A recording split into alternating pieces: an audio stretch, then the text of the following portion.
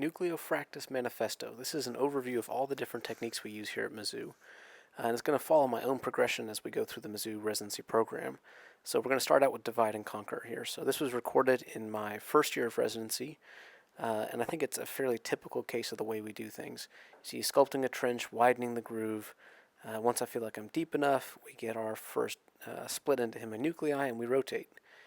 The advantage of this second trench is that you already know how deep you need to go, and so it's pretty easy to get that next quadrant out. This was the original subincisional part of the groove, so it's pretty easy to split there. And when we get this last split, you're going to see that I'm going to hold the left-hand quadrant away, and I'm going to use the right hand to just pull out that quadrant with the quadrant removal setting.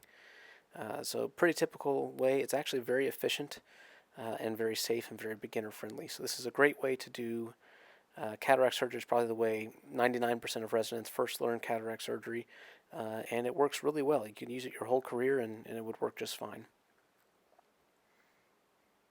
There's lots of options for second instruments. Here I'm using the Cybele, but you can use almost anything to do the divide and conquer technique. You'll see people use the Coke, the Connor wand, Cybele, Sinskey hook. Almost anything can be used here. I like the Cybele here because I can use it in the safety position, as you see here, kind of holding back that posterior capsule as we get down this last quadrant. So that's divide and conquer. Let's move on to stop and chop. I think this is a very natural progression from divide and conquer. So same initial steps, we're going to sculpt a groove. Once we feel like we've gotten that groove deep enough, we're going to split it into heminuclei. The difference here is that we're not going to sculpt out for quadrants. We're going to try and take out a heminuclei and chop it as it comes out of the bag. That's a modification of the original stop and chop technique. I certainly didn't come up with it, but I think it works pretty well. So right as it comes out of the bag, you see that. We just chop it into quadrants. That first quadrant comes down very easily, and then so does the second quadrant. Using that Cybele to keep the fragment in front of the phacoprobe instead of going subincisionally. And then you see how I tip out that corner of the nucleus. You can't bring the whole hemi out of the bag. You have to sort of bring one corner out at a time. And then right as it comes out of the bag, you can just reach around the equator and chop it with the Cybele there. I think this is a easier technique than true horizontal chop, where you're reaching blindly around the equator while the lens is still in the capsule. And it works pretty well. Again, very safe, very efficient technique.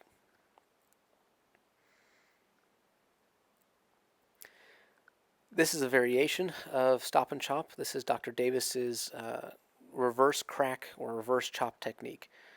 Initial steps are again the same. We're going to sculpt a groove. And once we feel like we've got that groove to an adequate depth, we're going to split into heminuclei. Here we're using the Connor wand as opposed to the Cybele, so there's no angle to this instrument.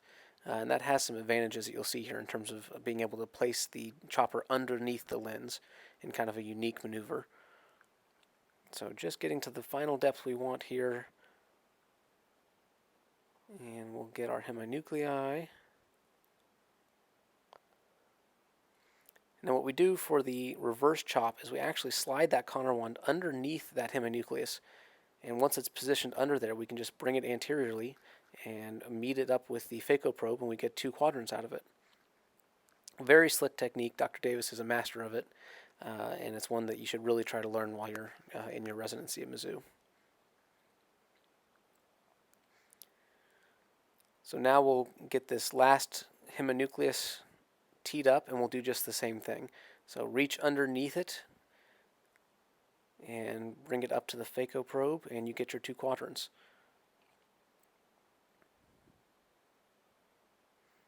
And sometimes when the pieces are being stubborn like this, you can go back and actually scoop it out with that Connor wand. It's really a very useful and versatile instrument that doesn't get a lot of time in the spotlight because there's not too many of our attendings that use it. But between Dr. Davis and Dr. Johnson, I think you see really good examples of how the Connor wand can be really useful.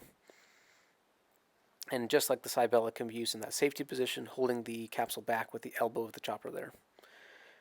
And then the last technique that is popular at Mizzou, this is going to be vertical chop. So here we're using the milder, which is kind of a sharp pick-like instrument.